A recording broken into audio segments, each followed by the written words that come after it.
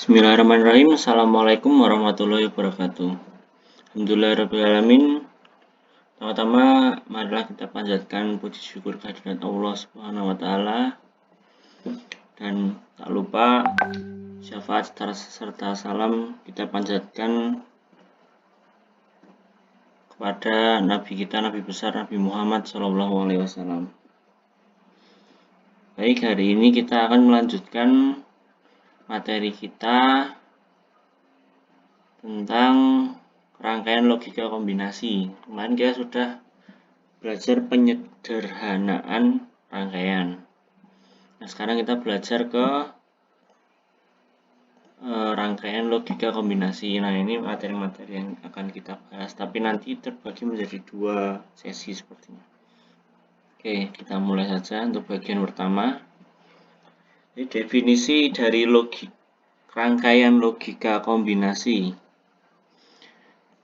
Definisinya sendiri, yaitu rangkaian logika kombinasi definisi sebagai rangkaian logika yang outputnya ditentukan berdasarkan keadaan kombinasi input-inputnya.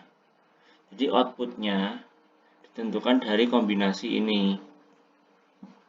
Output rangkaian logika kombinasi tidak tergantung pada keadaan output sebelumnya atau tidak tergantung waktu. Jadi nilai ini tidak tergantung, misal ini F0, jadi output pertama, output kedua, dia tidak ngaruh berapapun nilainya. Jadi yang diambil itu output, yang diambil dari inputnya, nilai input. Outputnya pertama, kedua, ketiga tidak ngaruh, dan output terakhir sama output pertama tidak ada pengaruh. Jadi perhatikan bahwa F0 hanya ditentukan kombinasi I0, I1 dan I1. Kemudian F1 kombinasi I1, I3, I4. Dan di sini I1, I3, I4. Ini I0, I1. Kemudian FM itu F yang ke sekian, itu ditentukan dari I9 dan IN. Nih, kemudian komparator biner. Masuk komparator biner merupakan rangkaian logika yang berfungsi membandingkan keadaan logika input-inputnya. Jadi ini untuk membandingkan jenis komparator biner dari non-equality komparator dan equality komparator. Jadi cuma selisih ada non-nya ya, non-equality sama equality komparator. Non-equality komparator itu artinya merupakan rangkaian logika yang memberikan keadaan outputnya tinggi jika keadaan input-inputnya berbeda. Nah, jadi contohnya ini input AB. Dia jika A0, B0, dia 0. Kan di sini tulisannya jika berbeda input-inputnya berbeda maka dia bernilai 1. Jadi dia jika B-nya 0, A-nya 1, dia bakal 1, atau A-nya 0, B-nya 1, dia hasilnya 1. Kalau 1, 1, 1. Ini kalau dimasukkan ke tabel kebenaran seperti ini. Nah, kalau 0, 0, 0. 0, 1, 1, 1, 0, 1, 1, 1, 0. Ini kemarin sudah kita sedikit bahas ya. Kalau masih ingat kemarin ini ada M max sama min. Oke, nah lanjut. Oh ya, ini kalau kita buat gerbang, sebenarnya kita ada satu gerbang lagi, yaitu namanya gerbang XOR. Nah, XOR itu hanya seperti ini. Jadi jika hasilnya beda, dia bakal bernilai 1, dimana itu XOR itu.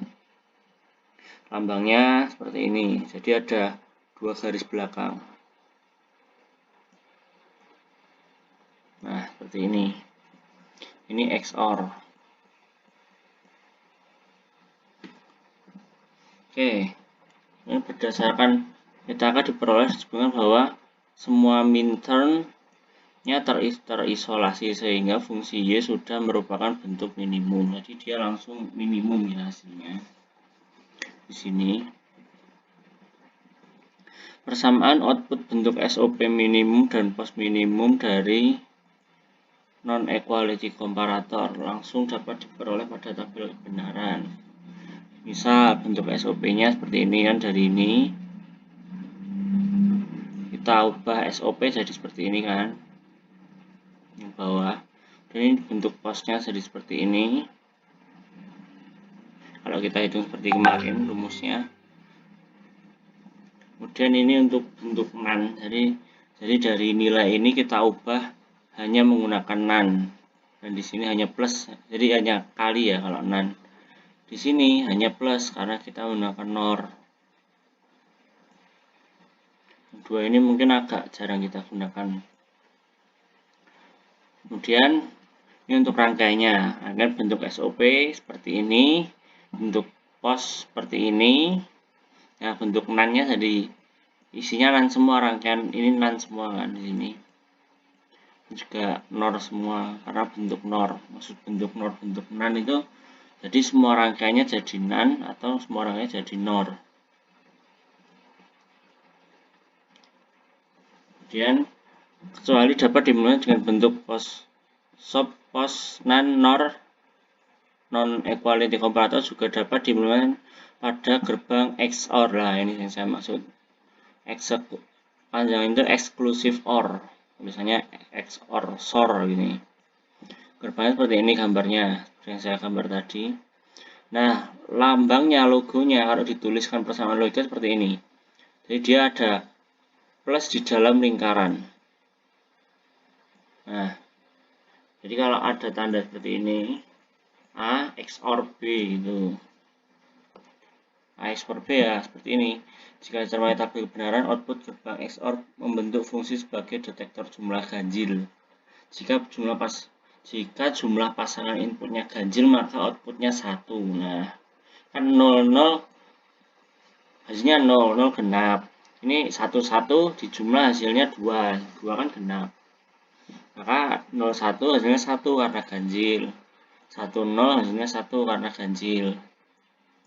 Ya, di sini. Ini untuk gerbang XOR. Kemudian kalau 3 input gimana? Detektor jumlah ganjil 3 input. Atau 3 input kita XOR kan ya. Jadi ya kita jumlah aja. Kan ini 000 kan 0 tetap genap jadi 0. Ini 001 dijumlah jadi 1. 010 jumlah jadi 1. 011 kan 1 tambah 1 2. 2 genap ini tidak masuk. 100 1. 101 jumlah kan 2 jadi ganjil 0 salah. 110 salah karena genap 2 ya. 111 kan 3 jumlahnya jadi ganjil jadi 1 nilai outputnya. Ini kalau 3. Jadi padahalnya seperti ini ya. Jadi gampangnya lah, nilai gampangnya itu kalau dijumlah genap dia 0. Kalau dijumlah ganjil dia 1. Itu untuk XOR terutama ya gampangnya. Yang sering kita gunakan itu XOR. Kemudian dari tabel kebenaran diperoleh standar ini. Ini sebenarnya kita gambarkan ya di sini. Ini nanti untuk inilah apa? Sebenarnya untuk ini tugas, tapi nggak usah kerjakan dulu nggak apa-apa. Ini kita belajar dulu aja. Nah ini bentuk standarnya seperti ini. Kalau kita buat dalam bentuk XOR, maka akan lebih simpel, lebih efisien karena lebih sedikit ya. Karena cuma pakai gerbang XOR 2 saja bisa dapat hasil yang sama.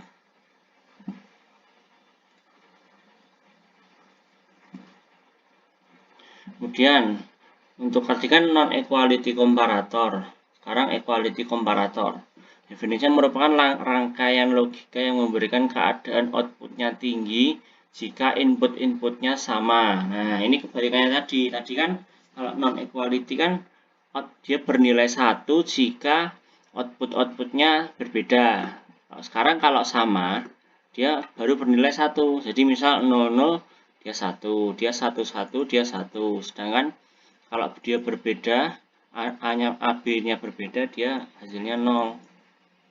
Itu. Jadi equality comparator itu kebalikannya. Ini Contohnya seperti tadi. Ini nggak perlu terlalu banyak dibahas ya, kita skip aja. Ini untuk implementasinya tadi gambarnya untuk equality comparator. Jadi ini itu SOP, POS, NaN, NOR ini bentuk yang intinya seperti ini. Jika AB sama, dia bakal 1. Dia ini jika AB sama, dia 1 seperti itu. Cuman dia versi SOP, versi POS, versi NaN, sama versi NOR. Kemudian ini bentuknya rangkaian. Jika AB sama, dia pasti 1, dia AB berbeda, dia pasti 0. Bisa dicek nanti. Kemudian, nah kalau di gerbang itu ada namanya XNOR. Jadi XOR ditambah NOT, ini seperti itu. Jadi NOT-nya kan NaN kan NOT tambah N, NOR kan NOT tambah OR. Nah, sedangkan kalau untuk equality comparator itu bisa dituliskan dengan XNOR atau NOT XOR,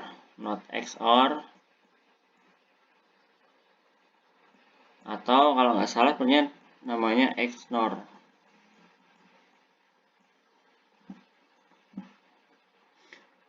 Jadi X itu eksklusif NOR.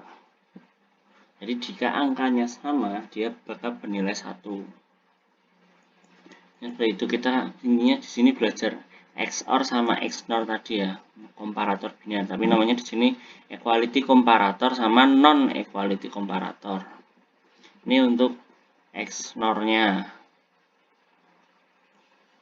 XNOR ya namanya. Jadi cuman seperti XOR, cuman belakangnya ditambah lingkaran seperti ini, tandanya dia dinotkan. Lambangnya dia lingkaran ada titiknya.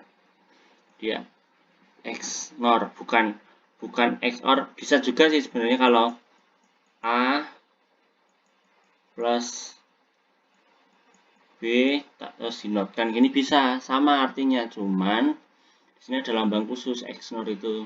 Dia ada lingkaran ada titiknya yang seperti itu. Tapi sebenarnya seperti ini. Jadi jika nilainya sama, dia pasti bernilai 1. Jika nilainya berbeda, dia bernilai 0. Gampangnya kalau di XOR ini juga, tadi kan ganjil untuk XOR ya. Ini kalau hasilnya genap, dia malah bernilai 1.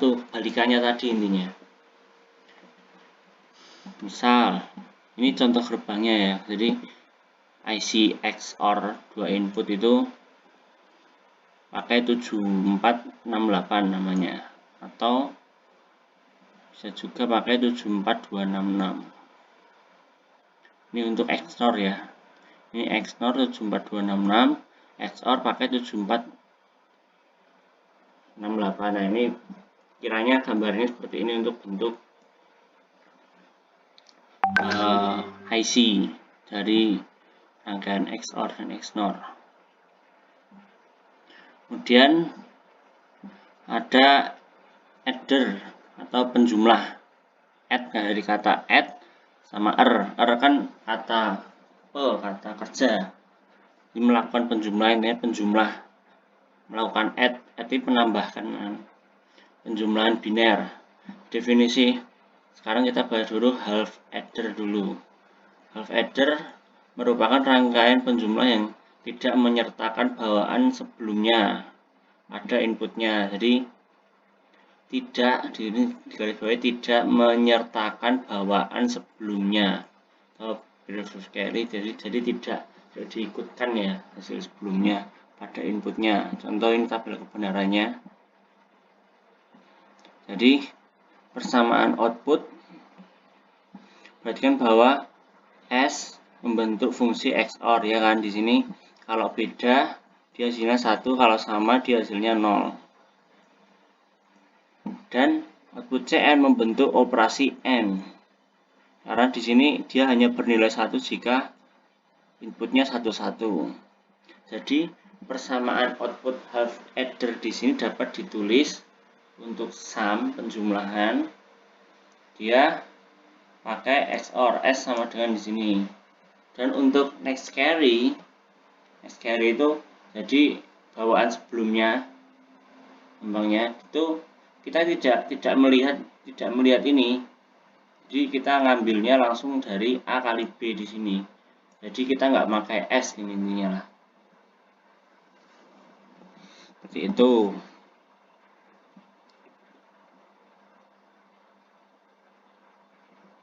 Kemudian ini untuk implementasinya untuk SOP, POS, bentuk NaN sama bentuk NOR. Dulu sempat kita pelajari sedikit ya, yang mengubah semua rangkaian jadi gerbang NaN atau gerbang NOR. Ini untuk implementasi half adder dengan XOR, seperti ini gambarnya diringkas. Dan di sini ada simbol half adder sendiri. Jadi di sini kayak ada IC sendiri gitu, kita nggak menggunakan rangkaian-rangkaian IC gerbang logika.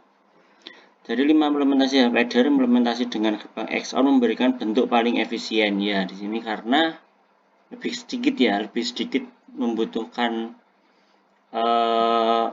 IC daripada ini kan kita banyak yang kita pakai. Lebih efisien. Hal itu disebabkan karena gerbang XOR terkandung rangkaian non-equality comparator yang merupakan fungsi output sum dan half adder. Kemudian kita bahas full adder. Full adder penjumlahan yang menyertakan bawaan sebelumnya atau previous carry pada inputnya. Jadi kita lihat bawaan sebelumnya, kita cek dulu. Persamaan output dari tabel kebenaran terlihat bahwa output S ini membentuk fungsi detektor jumlah ganjil dan di muka telah ditunjukkan pada bahwa fungsi tersebut dapat diimplementasikan secara efisien dengan menggunakan XOR dengan 3 input. Nah, di sini kita ambil dari AB, kita dapat AB dan kita dapat S kan kemarin tadi. Kita ambil 4 dulu ini saja. Nah, 4 ini kan standar tadi. Dia kalau outputnya jadi S-nya 0, 1, 1, 0. Nah, di sini ada nilai CN min 1-nya. Di sini CN di sini. Ini ada CN min 1-nya. Jadi sebelum menghitung CN, nah CN min 1 ini bakalan jadi input. CN min 1 ini bisa ini kita urutkan saja, jadi gampangnya jadi 3 input gitu aja gampangnya.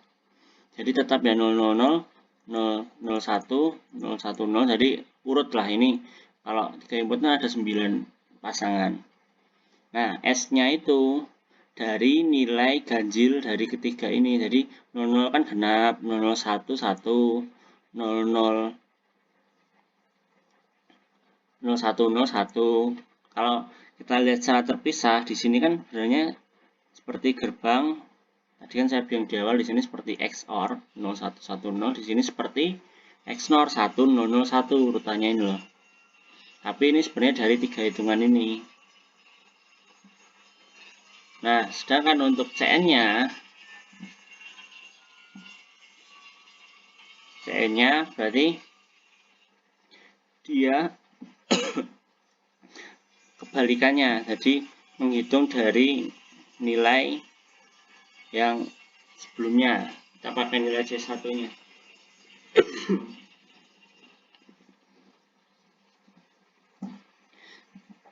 Nanti ini bagaimana bisa dapat ini, kita cek di selanjutnya saja biar lebih paham. Jadi di sini intinya pertama dia jadi outputnya jadi 0, 0, 0, 0, 0, 0, 1, 0, 01, 01, 011. Dia 1. Karena apa? Karena genap ya sebenarnya ini. Kemudian 0100 karena ganjil 0. Kemudian 101 dia 1 genap. 110 dia 1. Kemudian kita lihat lagi di sini 111. Nah, ini ganjil kok 1. Coba kita lihat setelahnya. Sedangkan untuk penentuan persamaan output Cn disusun lebih dahulu untuk ini untuk petaka ya. Petaka belum sempat ini. Oh ya, ini untuk gambar rangkaian seperti ini. Jadi gambar persamaan logikanya. Jadi S sama dengan A XOR B XOR Cn-1. Nih dari 3 input ya. Kita ketemu S.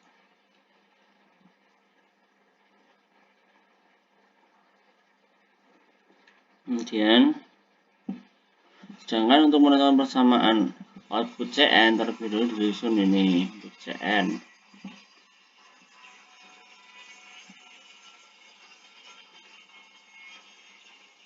Ini bentuk panjangnya Mas ya. Kalau ditulis seperti ini. Jadi Cn itu bernilai AB ditambah ACN-1 ditambah BCN-1. Nah, di sini A kalau A and B, di sini kan kalau A and B di sini hanya 1 di sini, ya kan? Ini plus ini kali kan di sini. Kali jadi A kali B di sini 0 semua. 0 0 0 0 0. Ini 1 1. Kita lihat yang nilai 1 saja. Jadi di sini ditambah ACN-1. A sama Cn-1, A kali Cn-1. Kalau 1 1 semua kan berarti hambanya nilainya dia genap terus kan di sini. Jadi genap. Otomatis dia bernilai 1. Nah, itu bagaimana di sini kenapa kok dapat 1? Coba yang lain pasti ada salah satu dari 3 ini pasti ada nilainya 0 atau malah salah 2. Kalau salah 2 yang bernilai 0 dia bakalan 0 karena ganjil. Kalau salah satu ada 2 yang 1 dia pasti genap, jadi akan bernilai 1. Ini untuk implementasi full adder dengan XOR. Nah, XOR kalau full adder ini lebih banyak ya, rangkaiannya lebih tinggi. Selain dapat diimplementasikan dengan XOR, full adder 1 bit juga dapat diimplementasikan dengan menggunakan half adder. Jadi full adder itu bisa pakai half adder. Contohnya nanti. Kemudian implementasi full adder dengan half adder. Jika full adder diimplementasikan dengan half adder, maka persamaan output untuk S tetap ya. Ini untuk nilai S-nya tetap untuk full adder. Tapi persamaan output Cn-nya yang berbeda di sini. Kita nyari Cn-nya yang berbeda, perlu dimodifikasi. Menjadi ini rumus yang pertama tadi. Kita ubah menjadi seperti ini endingnya. Ini kita ingat-ingat saja. Jadi AB plus A XOR B dikali Cn-1. Ini untuk implementasi full adder dengan half adder. Nah, ini gambarnya di sini. Jadi kita membuat rangkaian full adder, cuman kita bahannya pakai half adder. Jadi kita ada 2 makanya. Nah, nanti supaya mendapatkan hasil output yang sama seperti full adder. Ini untuk simbol full adder sendiri seperti ini. Ada juga full adder paralel. Nah, untuk full adder paralel ini besok mulai akan kita lebih bahas lebih dalam karena ini slide terakhir. Jadi FA paralel dibangun dari beberapa FA 1 bit, contohnya seperti ini. Jadi simbol paralel seperti ini. Jadi banyak inputannya, banyak outputannya. Jadi nggak seperti rangkaian gerbang logika yang cuma 2, 3, misal OR. Kan cuma 3, 2 di sini bentuknya kotak dan inputnya ada banyak.